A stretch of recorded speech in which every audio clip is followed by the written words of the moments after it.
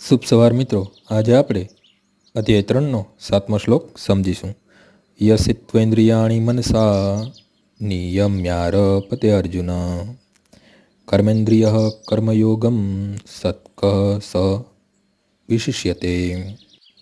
પરંતુ જો કોઈ નિષ્ઠાવાન મનુષ્ય ઇન્દ્રિયોને મન દ્વારા નિયંત્રિત કરવાનો પ્રયત્ન કરે છે અને અનાસક્ત થઈને કર્મયોગ કૃષ્ણ ભાવનામય કર્મનો આરંભ કરે છે તો તે ઘણો ચડિયાતો છે।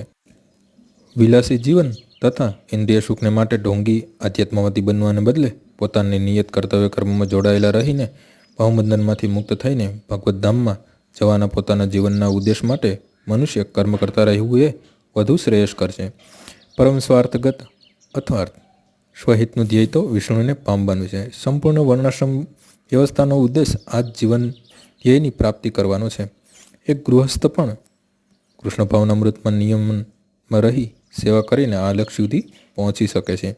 આત્મ સાક્ષાત્કાર કરવા માટે મનુષ્ય શાસ્ત્રોક્ત સંયમિત જીવન જીવી શકે છે અને અનાસક્ત ભાવે પોતાના કાર્ય કરતો રહી શકે છે। તે પેલા ઢોંગી તુતારાથી તો ક્યાંય શ્રેષ્ઠ છે, કેમ કે અબુદ્ધ જનતાને છેતરવા માટે દેખાવ પૂરતી આધ્યાત્મિકતાનો વેશ ધારણ કરે છે। માત્ર આજીવિકા રળવા માટે ધ્યાન ધરનારા ઢોંગી ધ્યાની કરતાં સડકની સફાઈ કરનારો નિષ્ઠાવાન કામદાર ક્યાંય વધારે સારો હોય છે। આજનો શ્લોક અહીં પૂર્ણ થાય છે। આવતીકાલે સવારે 6 વાગ્યે મળીશું। જય શ્રી કૃષ્ણ।